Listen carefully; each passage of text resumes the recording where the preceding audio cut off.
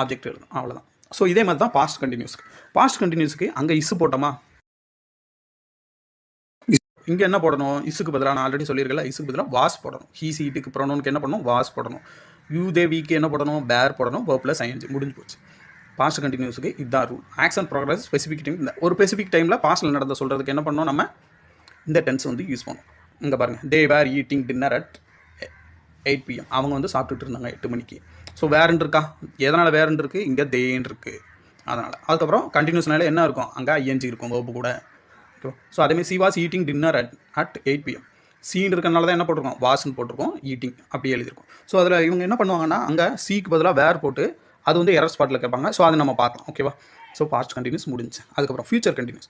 இங்கே சிம்பிளாக subject will be verb + ing adjunct. Subject இருக்கும், வில் பி. அந்த ரூலை மாத்திரம் நீங்கள் ஞாபகம் வச்சுக்கிட்டிங்கன்னா உங்களால் என்ன பண்ண முடியும், இந்த டென்ஸ் வந்து easy. Ongoing action at a specific time in the future. They will be travelling next week. So அதை மாத்திரம், அந்த கீவேர்டு மாத்திரம் உங்களுக்கு என்ன பண்ணியிருக்கேன், நான் மார்க் பண்ணியிருக்கேன். They will be travelling next அப்படியே அப்ளை பண்ணணும், அவ்வளோதான். ஓகே. இப்போ ஸ்பாட் எரர் பார்க்கலாம்.